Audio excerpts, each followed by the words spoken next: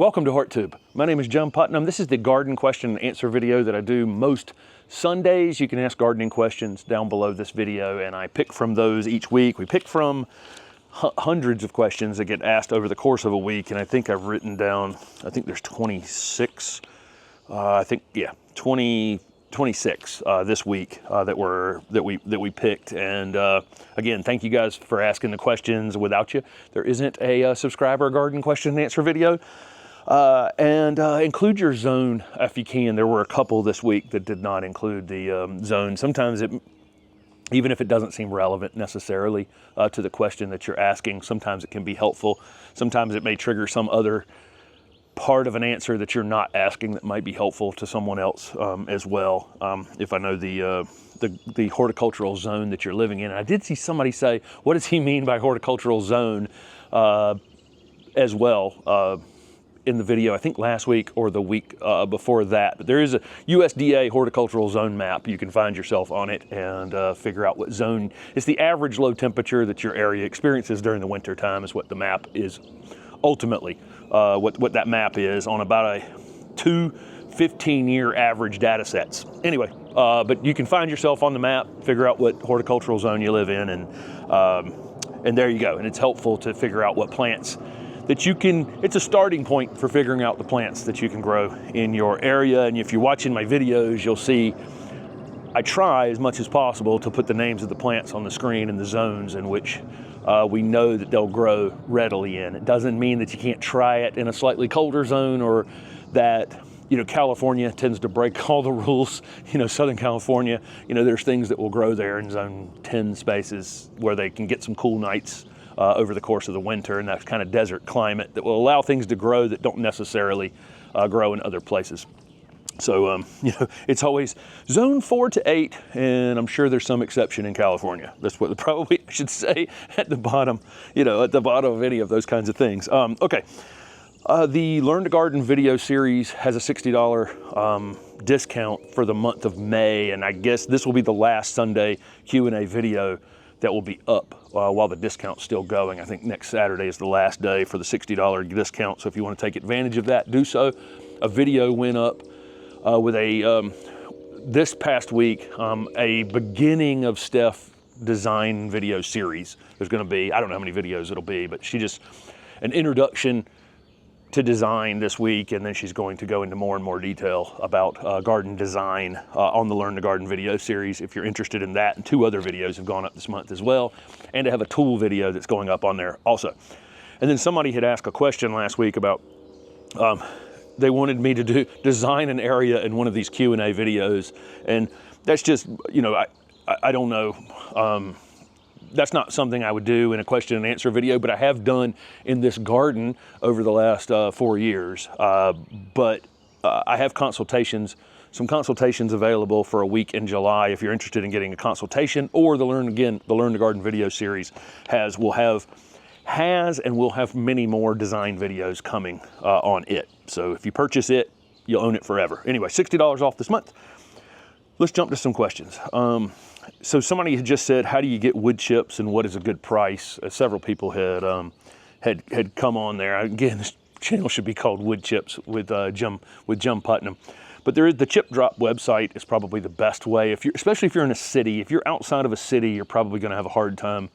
You can put your name down for wood chips on the Chip Drop website, but I don't know out in further out areas whether or not it's going to be available to you or not. But it's just a place where you can register your name, and a company that's cutting down trees in your area and chipping those trees up.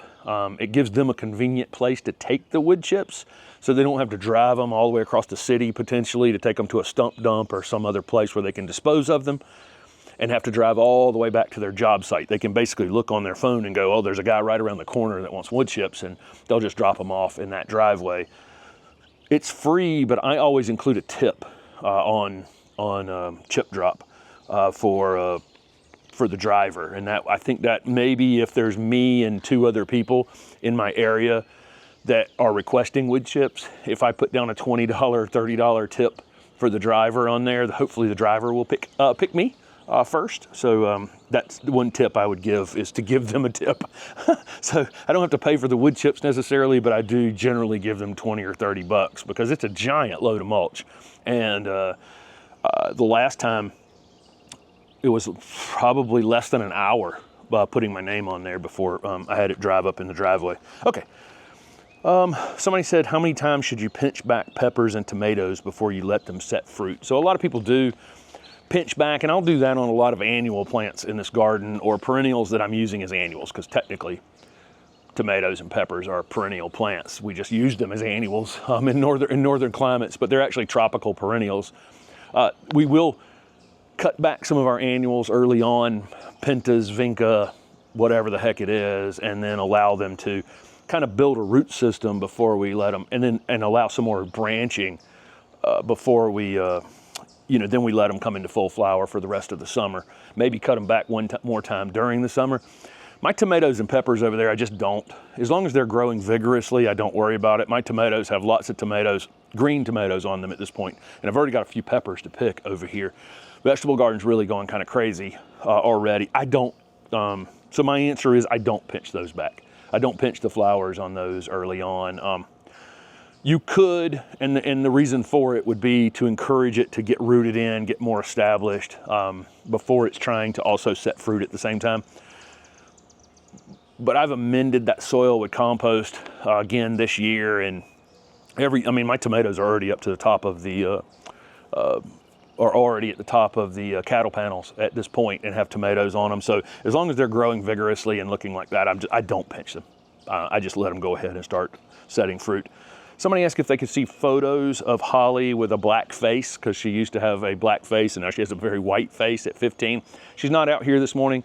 I took her for a walk this morning. It's super humid, really warm this morning, and she's gotten to the point now where, I still walk her when I can. Unfortunately, this summer's just, again, it's not going to be good, but I walk her super early in the morning. It's still dark outside, and she's panting even on a, should be pretty cool outside. She's, labored a bit now. I mean, she's coming up on 16 years old, and she's 74-pound dog, almost 16. We can expect those kinds of things. She's the first one at the door to walk, and she wants to be out there, but it's pretty labored. So that's the reason she's not out here at this morning. But she did have a black face originally, and you see a couple of the photos here from back when she was at the, she was started off as a nursery dog when I had my nursery. And then when I opened the garden center that was near the nursery, she became the greeter there. Greeting, there were little kids laying on top of that dog in the lobby. She's just she was such a great dog with customers. Initially, she could be a little intimidating to people because she's 74 pounds. And then you realize she's just, nothing but love in that dog, unless you're a cat. Unfortunately, she's never particularly been fond of cats, but everything else, she absolutely loves. Okay, so the next thing was you'd better stock 200,000 Holly shirts. So we do have some new shirts coming. Those have almost been ordered, I hope in the next day or so, and they'll be available for our open house, which I'll talk more about in just a minute. Oh, so somebody has a very large property, and they want to know if they use their weed eater, weed whacker, to cut weeds over and over and over again without letting them come to seed. Will they just eventually kill them? And if if you're hitting them and knocking those weeds directly to the ground and just denying them light constantly, some will and some won't die. We have some perennial weeds. I imagine you could go out and cut Bermuda off, several days, a couple times a week with a weed eater. It'd figure out a way to survive that. So it would be weed to weed dependent on whether or not you could take a weed whacker and just hit them, knock the entire top of the plant off right back to the ground. Some will come back from that and some won't. It's not a bad strategy to knock down to get rid of some portion of the weeds, but again, there'll be some things, that will survive that. And sometimes in the process of trying to figure something out to control one set of weeds gives it an actual advantage to another thing, you know, that can happen. I've been reading a lot about areas that have been burned repeatedly. We always talk about, you know, all the plants, a lot of the native plants in the Southeast are born in fire. So longleaf pines, you know, are advantaged when fire comes through because it kills off the understory, and then the longleaf pines germinate, and then they stay in kind of a grass form, look like a little grass for a little while, and then they bolt up and grow pretty quickly. So there are some plants that are advantaged by having fire occasionally.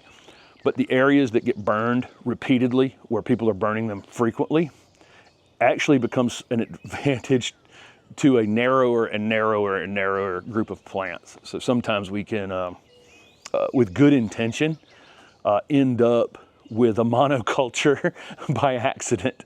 By, you know, like if you go out there with that weed whacker and you're pruning everything off to the ground, and Bermuda is part of that, the Bermuda just goes, thank you, because I can grow faster and I can recover faster and I can outgrow everything now that you've cleared it out of the way. So interesting that some of our human inputs can sometimes actually create a monoculture when we're not trying to.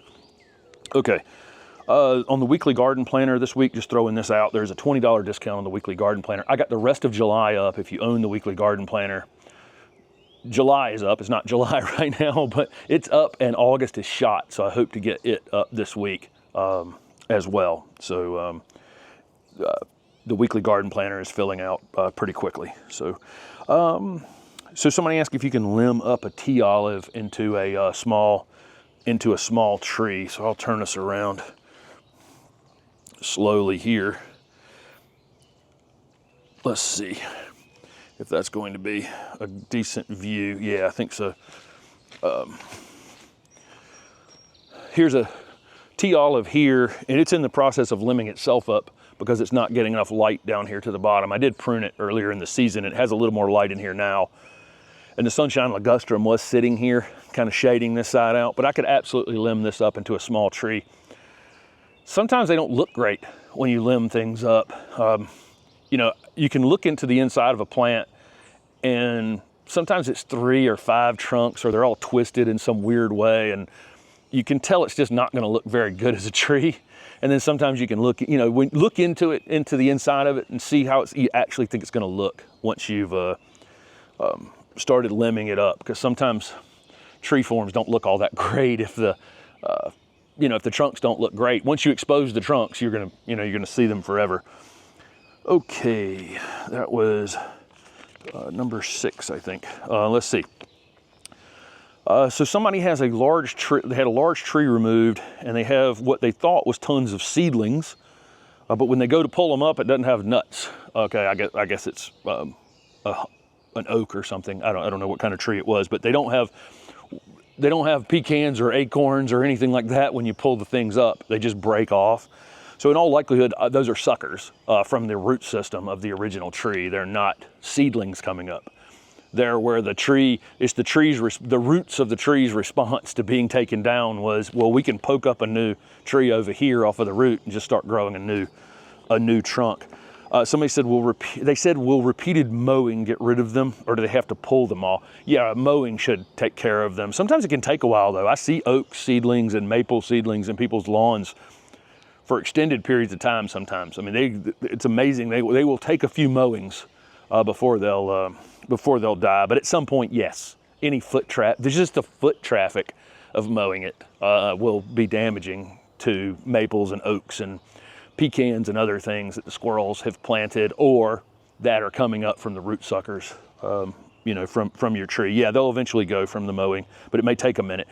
Again, there's a lawn up the street up here that has Japanese maple that seeds itself, and half the lawn is Japanese maples for a good portion of the year, but they eventually die. The next question is anybody helping us with the garden maintenance here? No, not at all. It's been me and Steph the whole time. Same thing at the old house. I enjoy it. So, when we go out of town, I've got to have somebody, watching the place and, watering containers and that kind of thing. So, that would be the sum total of the help that we would be receiving, is if we're out of town, somebody might help us with the watering. But otherwise, no, it's just us here in the garden. And, you know, I enjoy doing it. So no real reason to hire anybody for that. Also, I don't want to garden.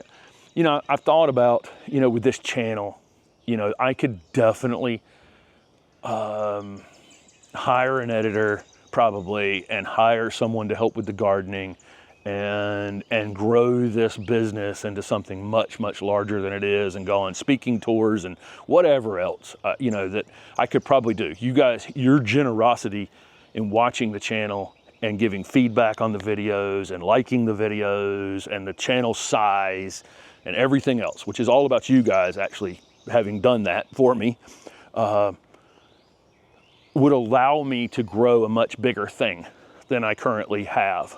I don't really want that. I'm 54 years old. I don't, you know, I was a nurseryman for a long time, a landscaper for a long time. I'm kind of happy with the size and the pace that it is. I'm busy.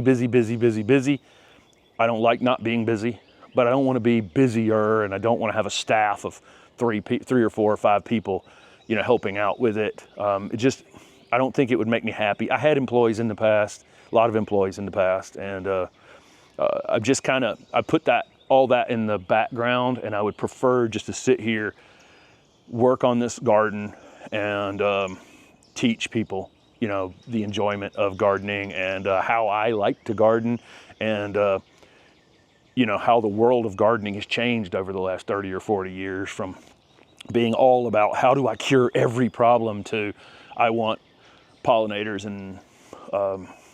and butterflies and hummingbirds and all the fun things in the garden. So I enjoy sharing that evolution of how this has changed over the years. And again, I just don't want a big staff of people around that. I enjoy teaching the way I'm currently teaching.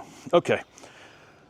So they need to plant trees, but they don't have any infrastructure for a hose or drip irrigation.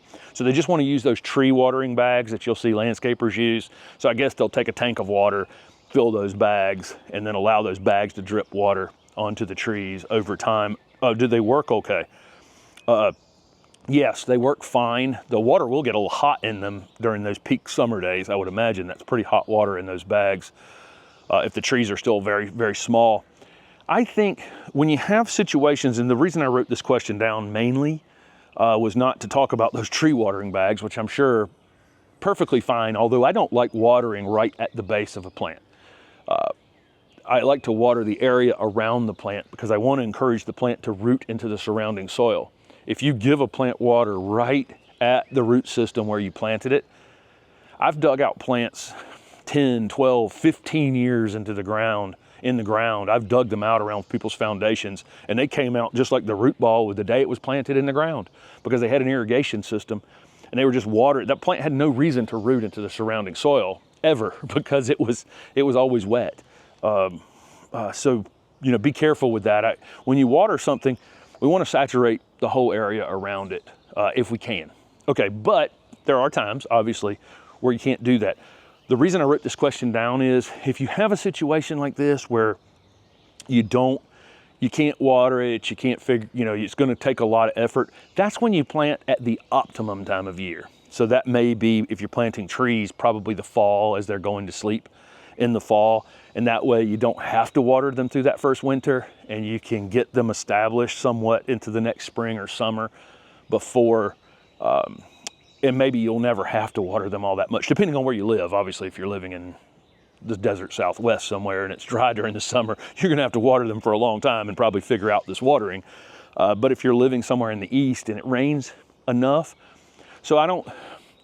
people always ask, what is the best time to plant this? What is the best time to plant that? And my general answer is whatever weekend you're actually available.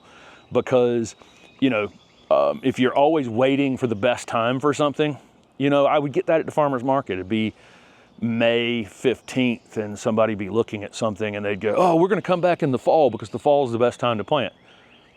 Are you gonna be available in the fall? Is the life gonna come together? I mean, for me, just get it in the ground. Get it in the ground when you have a weekend available to get it in the ground. Except for if you have conditions that don't allow you to be able to do basic maintenance of those things. Then you plant them at what is the optimum time of the year, which would be fall for most trees, for most people. So that's what the reason I wrote that down. Okay, so somebody had Radiance Abelia planted 3 weeks apart. The first planting had some of this taupe kind of color in it, which is the winter color that these Abelia will turn various colors in the wintertime. Kaleidoscope turns all kinds of crazy colors, hence the name Kaleidoscope. Radiance will get this little bit of a purplish hue in it. I've got a new pink one out here, Suntastic Pink, that turned a really interesting winter pink hue to it. Really, some are good colors in the winter and some are bad. I've never liked Kaleidoscope as much as some of the others because it does turn those crazy colors in the winter. And where it was beautiful in the summer, in the winter, it doesn't necessarily look good with some of the things in your garden, unless you're thinking about how you placed it in the garden. It's just one you have to think about, because in the winter it turns crazy colors. And it can look bad against brick and other things like that. But anyway, the leaves are different on the two that they planted about 3 weeks apart. That can be, I don't know if these were purchased 3 weeks apart and planted. The one that had the winter color on it was probably grown locally near you, or it was received by the garden center while it was still cold. And then what likely happened is they got another crop in, and the other crop came from Alabama or South Georgia or something like that, and they were just a little bit ahead. And so planting them 3 weeks apart, two separate crops, maybe from two different regions of the country, that's what you're going to get. I've talked about that before. It could be that the pot that still had the winter color on it, maybe the fertilizer was running out in it, and it wasn't greening up as fast, wasn't starting its growth, spring growth as fast, and the other one was pretty well fertilized when you received it. Or it could have been temperature related. There was some issue there. They'll normalize over the next year, but sometimes it can take a while. And I talked about that with some green giant arborvitae just like 2 weeks ago. Similar thing. If they come from different areas of the country, were fertilized at a different time, planted one was planted on a very stressful day where it was 90 degrees outside and you maybe didn't water it as well, and the other one was, whatever. I mean, like, there's a whole long list of things that can have two different plants looking two different ways. I've got a neighbor up the street's got a row of boxwoods, and one end is always a little yellow and off color. He irrigates his turf nonstop, and that's the low spot in his garden. So his boxwoods are just suffering from being slightly overwatered. But it's a strange way. They get beautiful green, and they get yellower, and it's just one side is being overwatered. So there's a lot of reasons that we can end up with plants, looking the same thing, looking different in our gardens, especially newly planted like that. Can shade plants tolerate a couple hours of hot western afternoon sun if there's none at other times? It totally depends on the shade plant, and it totally depends on where you live in the country. So the answer in Vermont is probably yes. The answer in the middle of Texas is probably no, depending on, and again, it completely depends on the plant. And you can have, and then even within the plant, within a particular kind of plant, you could have one that would do better than another. Where, like in hosta, we can see some of our gold and really vibrant white variegated hosta will tolerate virtually no direct afternoon sun like that. But some of there are some varieties of hosta that will tolerate more. So it could be even within the shade plant you're looking at, some would be more or less tolerant than others. So it really, for me, I would buy plants that take part shade or part sun and try them in there. And if you're seeing them, languish during that first summer in the ground, or then you can move. You can move them later. You can rescue them later. But again, it's just so much in that question, because at different areas of the country, my big leaf hydrangea over here, up in zone 5 would take basically full sun in parts of the country. And here, the further and further south you go, the more and more shade I have to put it in. And so shade plants aren't necessarily even shade plants depending on where you are in the country. It's really hard to make tags. If you think about, if you're a company, you introducing a new plant, how do you make a tag that says it's only going to get 3 feet in Michigan, but it's going to get 6 feet in Raleigh, North Carolina? Okay, it's going to need full sun in Michigan, maybe a couple hours of shade, but down in Raleigh, it's going to need 5 or 6 hours of shade and definitely some afternoon shade. How do you even make a tag that says that? So they're just going to put part shade or shade on the tag, and they're going to say 3 to 6 feet in height or something like that. It's really, really difficult to make a tag for covering how that plant's going to respond and the entire range in which it grows. Okay, let's see. So somebody who's in the process of contorting their Japanese maple. I have the first view. The Japanese maple behind me actually has a contorted trunk, which is being covered up by a giant salvia. And the tip died on it. The main leader died on it over the course of the winter. Can they just create a new leader? Yeah, absolutely. Just cut that dead part back to the main, to where it's alive, and then start to train a new leader. They're very responsive to creating a new leader and getting right back to contorting it again. So if a person's planning on coming to the open house, but how do they get to location? So we're going to have an open garden. As I keep saying open house, the house will not be open. Open garden. The open garden event is June 22nd. I'll announce more details on it as we get a little bit closer. I'm not asking anybody to come here before then, although people do. I get at least several times a week, we get people drive down the street that are obviously here looking, looking at the garden, and have, had people find us in various ways. And the internet's wide open. Anybody can find out anything about anyone. It's not like it's somehow hidden information. But regardless, I'm just going to wait until a little bit closer to June 22nd. So the Q&A sometime before then. But some details on the open garden. I have plants coming from Better Boxwood, Southern Living Plant Collection, Encore Azaleas, Butterfly Candy to give away. I have hats coming. Soil Cube gave me 6 small bags of compost that I'll be giving out, 6 or 8 bags. I have 2 Pro Pluggers. Pro Pluggers sent me 2 Pro Pluggers to give away, and a few other things as well. There will be giveaways, and then we'll have T-shirts for sale. We have 3 new design T-shirts. That's the only thing I'm selling that day. Everything's free. You don't have to buy a T-shirt either. But anyway, that's the details of it. But I'll give out my address a little closer to the time. So be watching the Q&As on Sunday. And then weirdly, here's another question. I should have put these two together. So somebody said shade plants marketed that way that really needs sun. And that, again, it's the same kind of thing. So depending on where you live, it's really hard to market plants. There are a few plants that have been released up in the north that we have down here in the south that grow twice as tall as the tag says. Just having a longer summer, or need more shade or need more sun. Same answer is that other one. It's just impossible to make a national tag for a plant that has it exact for everyone. Okay. So somebody asked if I'm planning to create a website for the new garden. And that's another thing, like that Maple Walk garden that I showed off from Charlotte, and then Jay Sifford's garden. Those gardens have websites. And I never made a website for this garden. HortTube has a website, and and I'm selling the shirts over there and the Learn to Garden video series and consultations and other things. But I've never made a specific page that's just for the development of this garden. And they wanted to know if the new garden was going to have I need to make some sort of page on the website for sure for the new garden. I put up a video, in fact, it's published while I'm standing here recording this. Let's see.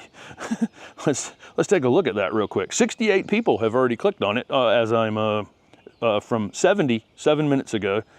And it's not a great video. It's very shadowy over there filming. I'm going to have to figure out what time of day to film. I think I'm going to have to film late in the day there, because every time I filmed early in the day, the shadows are cast across it, and it's very difficult to film and see in that space. If you've watched that video yesterday, as you're watching this, you'll know what I'm talking about. But yes, I'll make some sort of page for that. And there is a playlist on the channel for that new garden. It's Gardens of Southeastern North Carolina is the name of the playlist. Okay, so somebody asked, and this is a question I get fairly frequently, so here we go. They're talking about other YouTubers pushing you to buy starter fertilizer with microbes and mycorrhizal fungi, and then they've read that soil scientists say soil already contains what it needs, and that more organic material is the only thing that you really need to add. So they're getting two different things. They're watching a YouTuber, and every hole they dig, they're pouring starter fertilizer in the bottom of that hole with mycorrhizal fungi and blah, blah, blah. And then they're reading is somebody saying it's not really necessary. So then they said, is starter fertilizer beneficial in planting, transplanting, or container planting? So I'll say maybe in container planting more than anything else, because again, the containers don't have actual soil in them. It's mostly made of some sort of all organic material, bark and peat or coconut coir or compost or whatever in our containers, and it doesn't have some of the other nutrients. And so there may be some benefit to using it there. I sold it at my garden center like everyone else, and I've got a couple. I know that some people do this and they have great results from it, and so they're always going to do it and they're always going to swear by it. I think those people are just actually good gardeners overall and are conscientious just in general, and so their success is not built in that starter fertilizer. It's actually built in them being good overall gardeners. Yeah, those mycorrhizal products have 2 or 3 species in the bag, but there are probably thousands of species of these beneficial fungi in our, growing in the wood chip path I'm standing on, and in our compost, and in our humus layer on top of this, on top of this soil out here that are building relationships with these plant roots, and helping the plants out, and the plants are giving them sugars. I've explained all that before. So the mycorrhizal is important, and so are the other beneficials, but again, they are already in the soil, and there's no possible, if you have just a bare slate, let's say somebody comes and builds a new construction house, okay, and they strip it clean. If you went out there and put mycorrhizal on that entire property, it wouldn't do anything. There's nothing. You have to create a situation in which it can live, which it can actually be active and grow. And so it takes a minute to put down the compost, or have your wood chips break down, or have mulch break down, build a humus layer, and all of those actions to take place. So it won't do you. It all has to happen together. You can't force it. This is not a forced thing that can be done. So for me, I don't see any reason to. It's in the air you're breathing, okay? It's in the ground. It's everywhere. And once you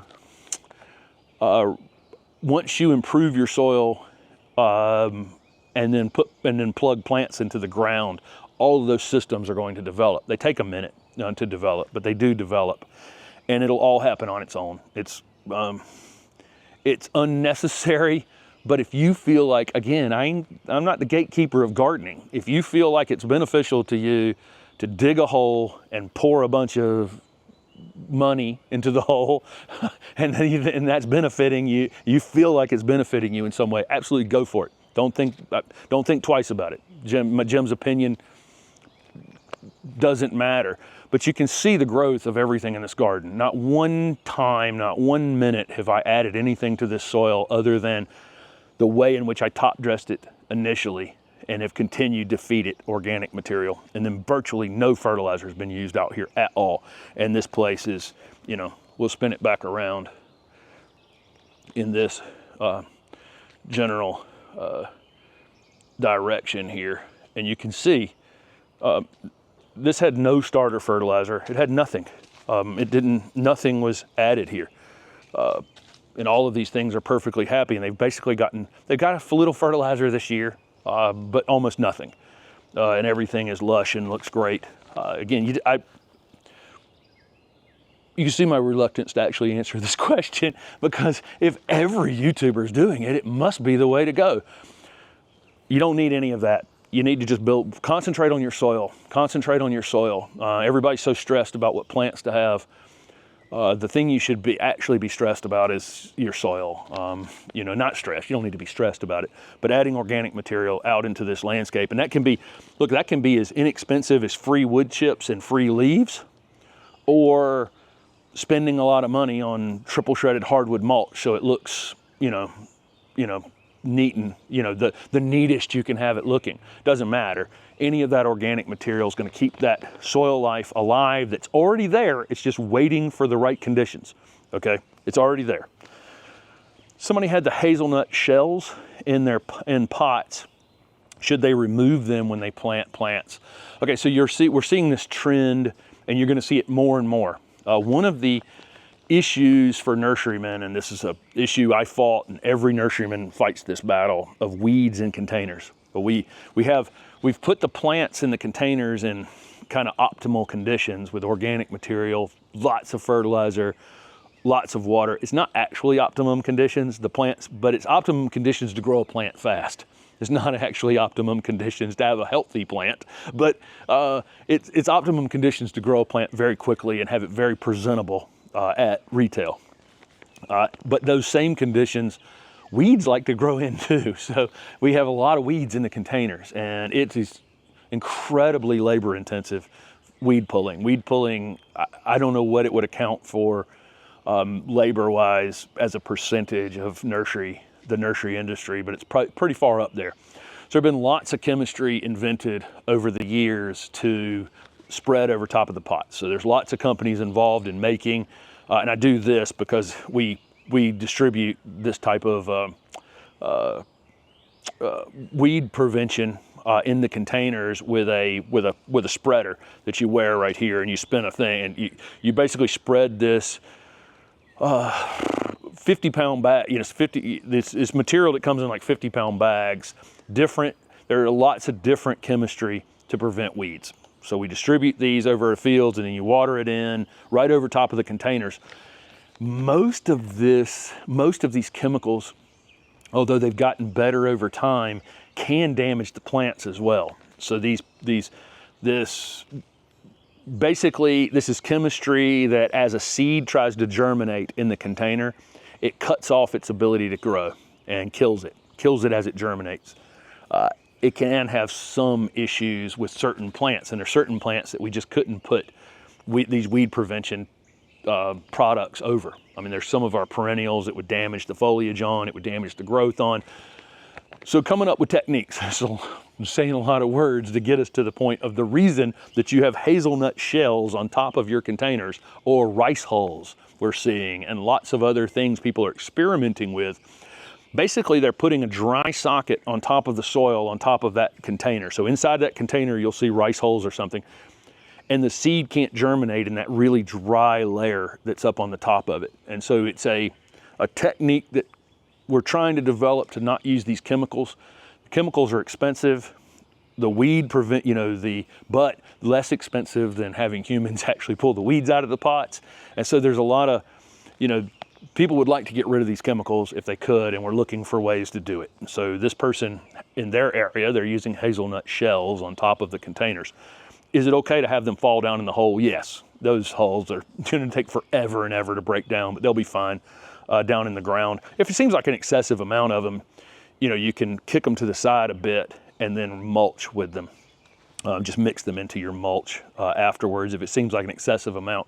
But if a few hazelnut shells fall down in the hole when you're planting, it's not that big of a deal at all. But you're going to see this more and more and more. The plants will be top dressed with some sort of organic, we'll call it agriculture waste product, basically. Like the hulls of rice, or the hulls from hazelnuts or walnuts or pecans, who knows. It'll be all kinds of things, all kinds of strategies people are looking at to reduce the amount of chemicals that they're using on the farms, from an economic standpoint and from an environmental standpoint. I always call a nurseryman accidental environmentalist. And it was because, we have to have water. So we're damming up all the water on the property. So all the nitrogen fertilizers that are in the pots end up in containment ponds But the containment ponds are really just so we can water the plants. So it's an accidental environmental positive, right? To have that holding pond and not allow that nitrogen to run off of the field. So there's a few things like that I've always called as accidental environmentalists. We're up to question 19 and Jim has just run his mouth a whole lot. Let's see. Purchase bare root plants in March, peonies, daylilies, black-eyed Susans in plastic bags with sphagnum moss, likely from the box stores. The box stores sell lots of these kinds of things in February and March. Should they wait till fall to plant them at this point? What should they do with them? You need to get them in the ground as fast as possible. The peonies may already be dead. The daylilies are likely fine. Who knows about, I don't know if they've been kept moist. You'll notice, number one, those bags are plastic, but they have holes in them. So that they let moisture out of the bag. Anything you dig out of the ground, whether it's a bulb in the Netherlands, like tulips or something like that, or you're digging hosta out of the ground as bare root plants, you know, any of those bare root things, tubers, potatoes. You know, when we dig a potato out of the ground, it's instantly starting to dehydrate, right? The moisture is leaving that potato and it has a limited storage life. We pick apples in the fall. They can keep them cool and hopefully have apples for several months, but at some point the apples start to, you know, they're literally getting smaller. Moisture's coming out of them. So you need to get them in the ground. Today would be better. You know, by fall, most of the things that you will have bought would be dead. I don't know when they were dug and put into those plastic bags, but every single thing that's out of the ground like that, once it's out of the ground, it is in the process of losing moisture and dying and not getting better by the day.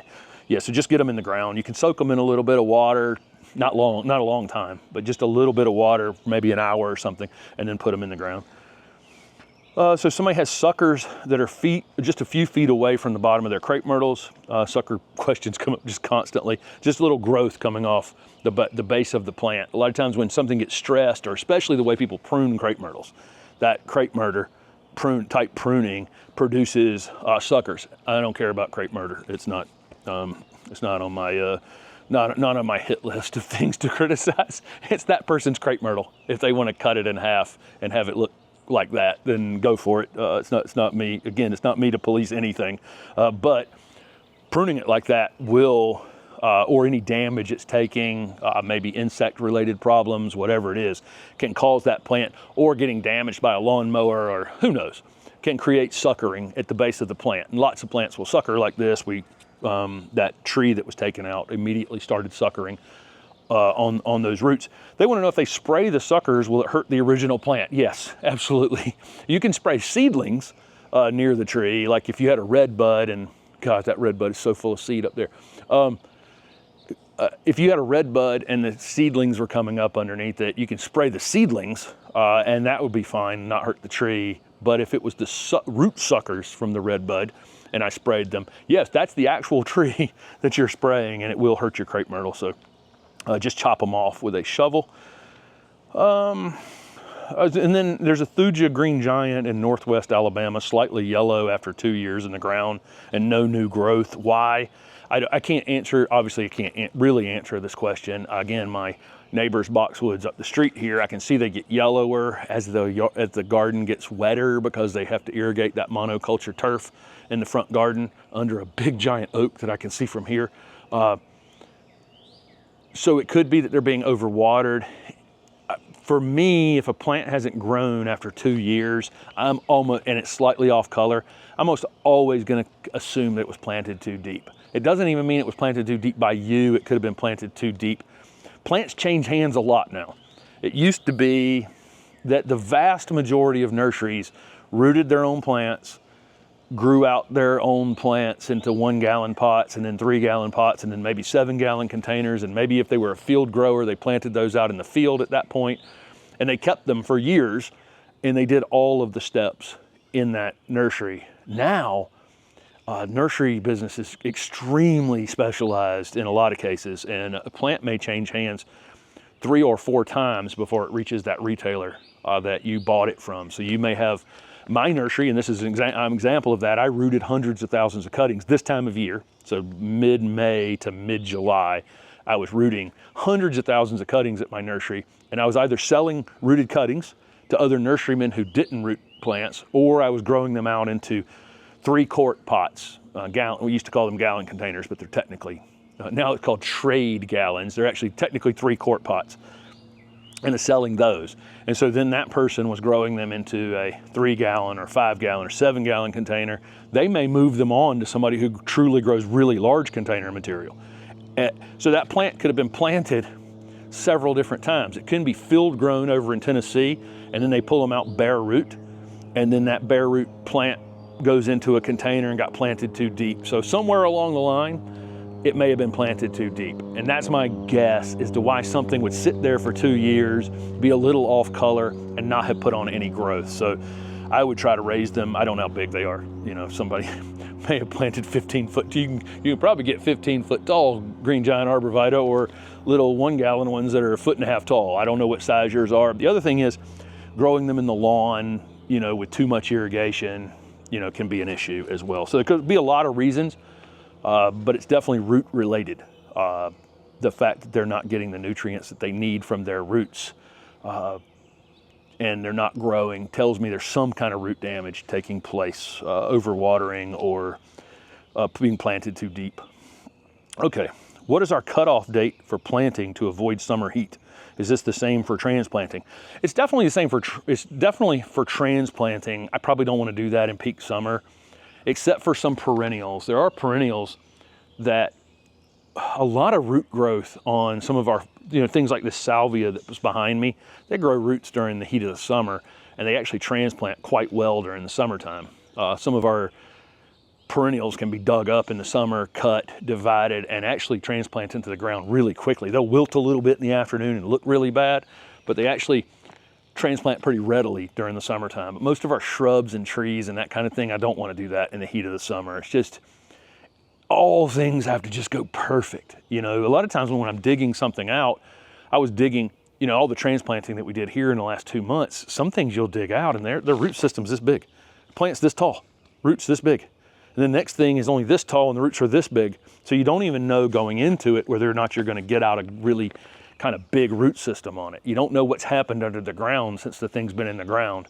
And so you're taking a risk any time of year transplanting something because of that. And so I don't want to do that in the off time. But there is no of chipmunks. I occasionally get the thing, a rat ran behind you. Hopefully you saw that. Chipmunk right there. There were 2 chipmunks wrestling across right here. So we have, if you see something running behind me and it looks like it's a mouse or a rat or something like that, chipmunks. Anyway, I get distracted easily, don't I? But okay, so planting, we plant 12 months out of the year here. We're lucky to live in an area where the ground never freezes and it never gets so hot during the summertime that I'm, you know, the only time I wouldn't plant something in the ground is if I was going to leave for 2 weeks after I planted it. That would be, you know, that wouldn't work out all that well in all likelihood. But we don't really have a cutoff date for planting, but I don't transplant something in the heat of the summer. I'd rather do that in the fall, or I think the best time to actually be transplanting things is in that late winter, early spring window before they start to put on that new growth.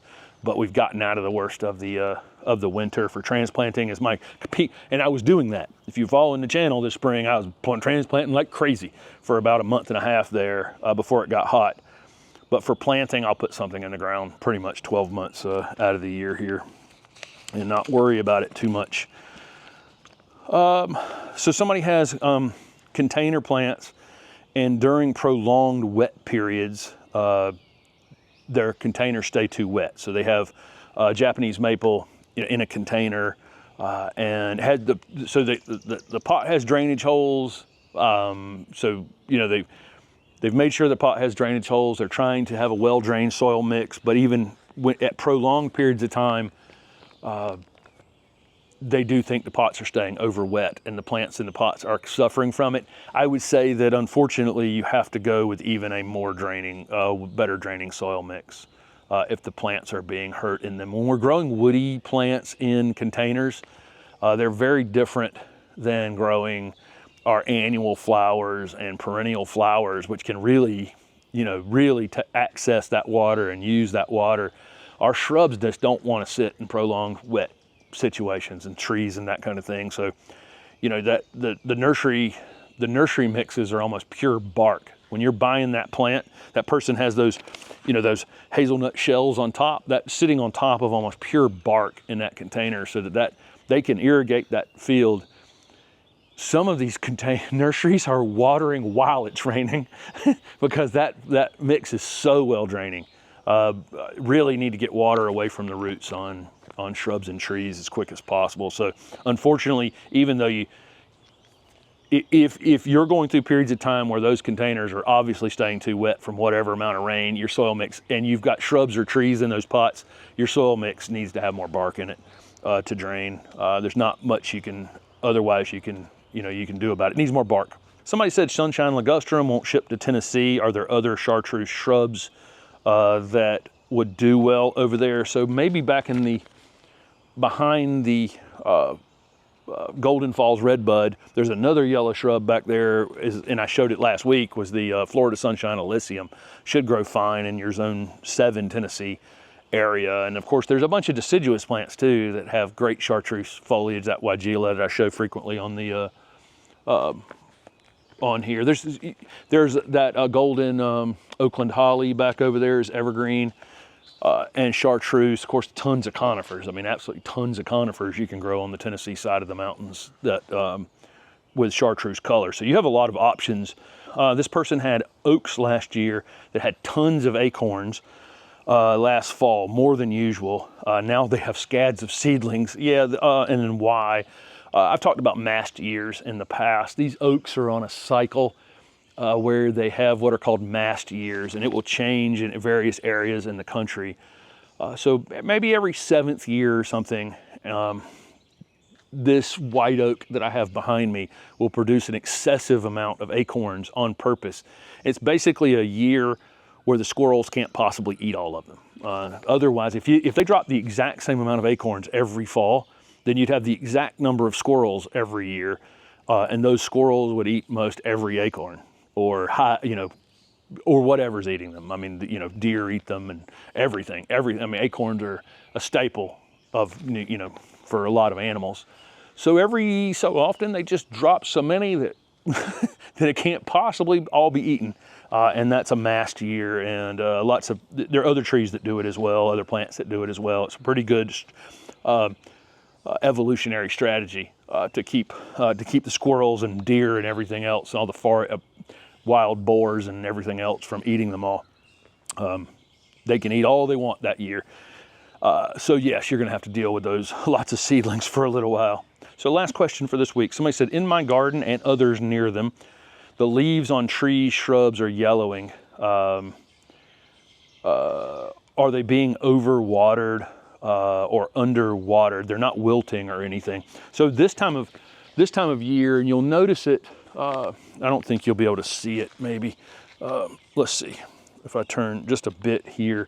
I've got a southern magnolia right back here on the back of the property line. What that southern magnolia strategy, and you'll see this in river birches, you'll see this in a lot of trees. One strategy they'll use is in the spring, they'll put out tons and tons of new growth. They'll use every bit of water and nutrients and resources that they have to grow as quickly as possible, because they're trying to race for sunlight ultimately.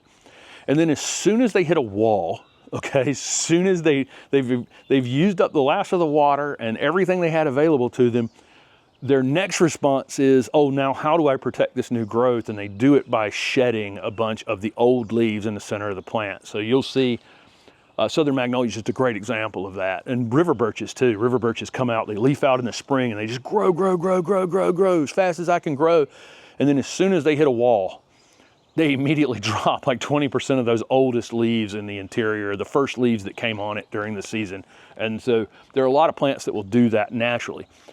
Then you get plants that didn't mean to do that, but it happened because it was so dry. And so a few weeks back, we got really, really dry here. And so I saw you'll get this interior thinning on plants where they want to keep that new growth on the outside at the expense of the old growth on the inside, because that growth on the outside puts them this much closer to the sunlight than they were when they woke up earlier in the spring. So they'll always shed the old growth at the expense of the new growth. So if you see that interior yellowing on things, It's generally a little later than mid-May. You know, it's usually in June when you'll see the worst of that interior shedding on plants, but lots and lots of plants do it. Conifers, unfortunately, aren't great at letting us know they're dry, so they'll start shedding from the inside, and then it's almost too late to water them at that point. You know, it may have already rained. It's just such a delayed reaction to having been dry and that thinning that happens in the middle of our conifers. But that's probably what you're seeing. If you're seeing yellowing in the new growth, that's typically some sort of root-related damage. Again, plants can be planted too deep, they can be overwatered, they can lack a nutrient, they can have too much of some nutrient, they can have all kinds of reasons that you'd see yellowing in the exterior of a plant. It's root-related damage, but I don't know what it was root damaged from, okay? It's not getting a nutrient up into the top of it, you know, like whatever nutrient it needs, iron frequently. But the iron's actually just being cut off by it being too wet or something like that. But if you're seeing yellowing in the old foliage, plants thinning from the interior, they got dry at some point. It may not be dry today. It may have been dry 3 weeks ago. And then it's a kind of a delayed reaction to rebalance the amount of available water versus the size of the shrubs and how many leaves it actually has to maintain on the top of it. So there you go. Again, this is the last weekend for the $60 discount on the Learn to Garden video series, and I appreciate everyone who's bought that and the weekly garden planner. We're just going to continue to add content to that in the future, and there's going to be 3 new shirts. I'm hoping by next weekend I'll be able to show off new shirts as well. So thank you guys very much for following on.